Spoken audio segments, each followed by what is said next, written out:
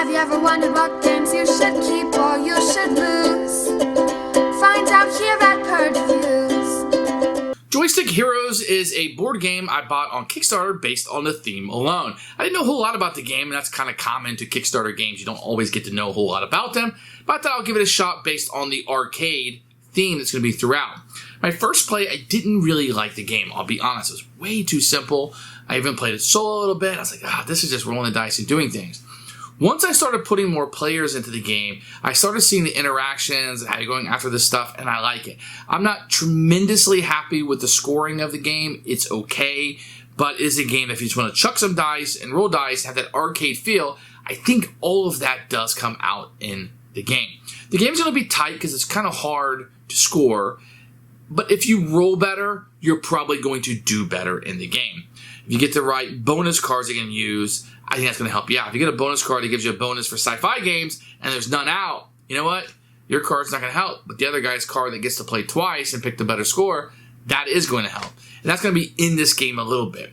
It feels like it was meant to be very light, very much a filler, and very much leaning heavily on the theme, which it does. There's a lot of different games to play. There's an extra set of cards that came, at least with my Kickstarter version, the Boardwalk games. You can add those in. Those are really fun to play. I think it really brings the game to life when you add those in, and I would recommend doing so earlier than later. A lot of times I say, hey, wait for the content, play the game through, and then want new stuff. I would say add those in because I think you might have a negative impression if you don't. Simple, very simple. You can play with nearly anybody. Walk them through a turn. It's very, very easy to play. There's not a whole lot of upkeep to it. The scoring is very simple. Scoring is very low in this game. If you roll higher, you're going to do better. That's the aspect of this game. And then you hope the other players can try to mitigate that. That's the best that you can do. If the cards coming out don't work for you, they don't work for you. That's this game. Try it again. For us, it's going to be a keeper for now. I don't know how much legs this is going to have staying in the collection. But for now, because it is light, I can play with my daughter, and she likes these type of rolling games, and the play time is short, it's going to fit into a niche for us, so keep her. Here's Joystick Heroes, which I think has one of the worst boxes I've seen. I think it could have been more dynamic than what you're going to see here.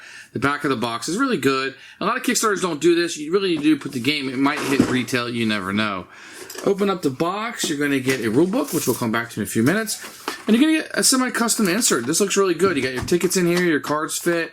All your coins. I think this works really, really well. Really good job. So you got some different characters. They all look the same, but they have different colors and different characters, etc.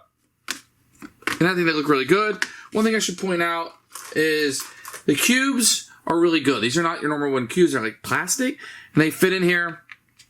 These have indentions. They can't move out. That's a really good touch. This right here is the first player marker, which is a piece of pizza. You're going to have two types of dice. You have the one white dice with some custom stuff on it, and the black one will have different scores on it. Those are really nice and rounded. Each of the players are going to come on standees, and once you put them in there, you have enough to fill everybody in if you're not playing, and they have the artwork from the players on them.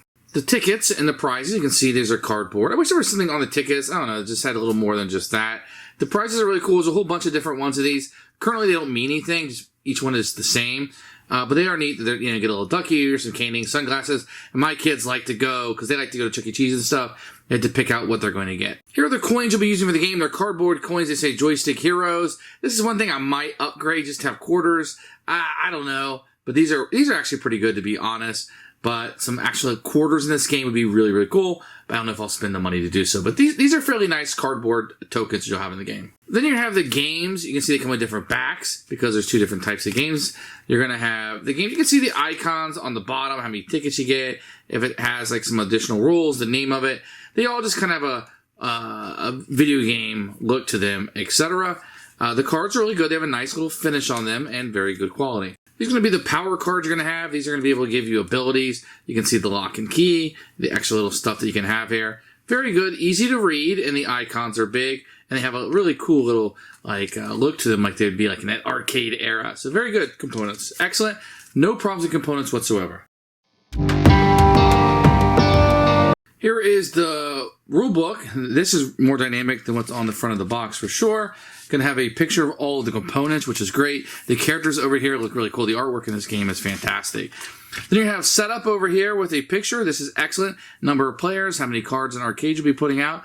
Then you jump right into how to play. The game dice, this will be really nice. I wish there was a little play raid with this, or I kind of wish this was on the character sheet somewhere, but this is really cool. It's really just this. Not a lot to it. I'm nitpicking here. How to play the silver and the gold games and the high scores. This is really neat right here through here with little examples of how to do the versus and the co-op and the power-up. It does tell you this is what you're trying to get to win are these prizes. Tell you about the power cards, and it'll tell you game over, man, on the back. There's a little bit of a solo thing here that you can do also if you choose to play through the solo roles. I was able to read this in less than 5 minutes, maybe 10 if you're on a little slower side on reading. Found the rulebook to be really good. Once we got through it, didn't have any issues, and it works really well. To set up the game is easy. You're going to shuffle up the game's deck. And then based on the number of players, you're going to put a number of these arcade machines out. And I just kind of want to show you how some of this works and how a turn of the game will work. But based on the number of players, you have a number of these set up. In addition, everybody's going to get a player, and you'll be able to put these out at the start of the game. So you're going to have one cube in each of these. So no matter if you play one of these or not, you're going to be able to get started. And then you have 2 additional ones that you can put into the genres. And you're kind of, look, there's, well, that's happened to be one of each. That's not really that helpful. So you put those out. Everybody's going to start with 10 quarters. That'll be the length of the game. And you'll start out with 3 power cards. Now, these cards will have some things to do. So sometimes they'll have a power. Anytime you can just take it from an opponent. Re-roll any dice that you have. They're not all take that. This one gives you an extra scoring dice if you're playing a sci-fi game, etc. They also have keys on them. So if you ever roll a key on the white die, you can play this down and it will give you whatever points. Sometimes it's 300, 100, 200, etc. So it's just a little bit of extra scoring, or you can play it for the power that's on the bottom on your turn. On your turn, you're going to take your player and put him on an arcade. On subsequent turns, you have to move to an arcade. You have to go to a different one you play. You can't play the same arcade twice. And if somebody's already at an arcade, I also cannot go to the arcade because they're playing it. How can I just take them off of the arcade? So let's say I wanted to go to the silver ones. I take a coin, one of my quarters, and I place it there, simulating that I am playing this. If you ever have 3 on a game, then the game would come out, and a new game will replace it. If anybody ever gets the high score on a game, it will also be replaced, and another new one will come off the top of the deck. So let's go back to my initial example. I go here, I put my quarter on it, and I'm ready to play. I will look at the icons. Joystick, I get 1 black dice. With the 2-button masher, I'm going to get an additional black die. And if it's sci-fi, I'm going to get an extra die here. Let's say the game had progressed and I had 2 cubes on sci-fi. I would get an additional die, black die for that. Let's say I had this card, Bodacious Boost. It gives me an extra die. I could play this down. And it gives me extra die if I go to a sci-fi one. So now I'm rolling even more dice. And I always roll the white dice with my dice. So that's kind of how you can get more and more dice, etc. Then I'm going to roll my dice, and I'm going to add up. So 100, 300, 500, 700, 1,000, 1,100. So you go to what you would have here, 369. I didn't quite get the high score, so I'm going to get 4 tickets for my trouble. So I would add 4 tickets. Which is what I scored on this game. 1, 2, 3, 4. And that would go to my score. And then the next player would take their turn. Let's say I rolled 1,100 and I was able to get the top score. Well, in this case, I would get 1 of the prize tokens. And I would get 3 tickets instead. So they're never cumulative. I don't get 1 plus 2 plus 4. I get whatever I land on. It could be high or it could be low. The ones that work a little bit different are the gold ones. The way this one works is, once again, I would get my dice. I always get the white one. Driving gives me an additional die. The 2-button gives me a die. And the mushroom, I only have 1 cube there, so I would get an additional die. And I would roll these dice, and I'm only playing for level 1. So now I'm trying to get at least 300. So this gives me minus 200, so my 200 will be blocked out. Gives me 400, so I got at least 300, which means I will go on to level 2. Same amount of dice. I roll it, minus 100, so that would block out. I would need at least 500. I only got 400, so then I would score down only 1 ticket. But let's say I scored at least 500, I would continue to roll the 3rd level. In this case, I got a key, so let's say I had a card like this. I could play this card down because it has a key on it, and that'd give me 300, 500, 600, 700. I got just enough to get the 3 tickets. Now, on these, I can only get the high score if I'm on level 3. If I'm not on level 3, I cannot score that. So that's how the key is going to work. If you ever get the heart allows you to roll an additional black die. I can add it to my score. Look, I got 0. And if I want to, I can re-roll this die. Now, the reason why you might want to re-roll it is there's some that give you points, but keep in mind there's also some that take away points. So it's kind of a risk to re-roll the white one. I could roll hearts 3 times in a row, adding more and more dice if I am so lucky. There are also cards here that have a red circles on it. That means it's versus mode. If I go here and I was going to activate this card, someone could play a ticket, give it to me, and then they could also move to this location, and now we'll play against each other. Kind of like a fighting game or whatever. We'll roll the dice. Each of us will score whatever tickets we get, but whoever has the highest score will score 2 additional tickets. The other kind of game is these ones that yellows. These are cooperative. So if I were to move somewhere and pay my quarter to play cooperative, I could spend a ticket and give it to another player, and I could use their stats for that location, adding even more dice to what I have. And that's how the cooperative games are going to work. After all the players have gone, we then can spend our tickets. If I want to move up any of these 4 skills that are first, it requires 3 tickets.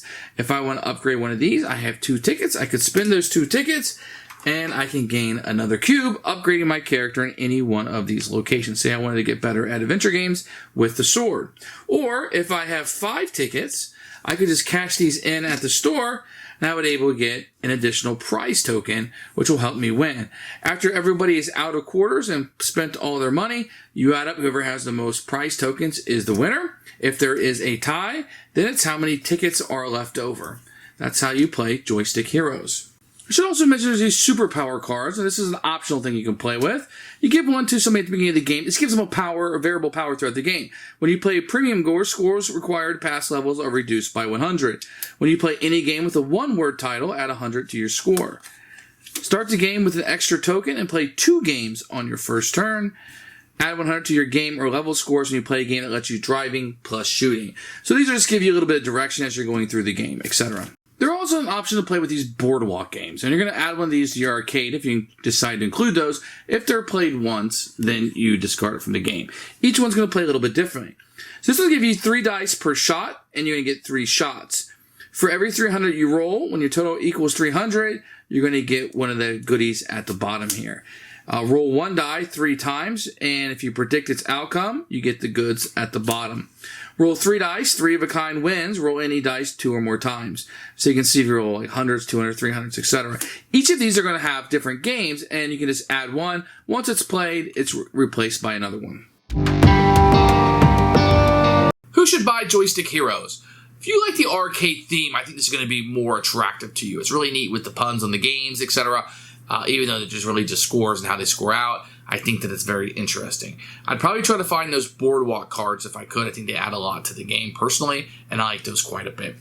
I think that if you're looking for a light dice chucker, not a whole lot of ways to mitigate the dice. There's some, but at the end of the day, what you roll is going to carry you along in this game. Hopefully that luck will spread out throughout the game, but it won't always because there's not a ton of rules. There are a lot of rules in this game. Don't get me wrong. You're rolling the dice a lot, but you can get hosed pretty poorly, and I want to be honest about that. If you don't mind that kind of gameplay and you can have fun with it and roll with the punches, I think it's a very fun, light filler game that, if you like the arcade theme, it's going to be very appealing to you. Keeper for us.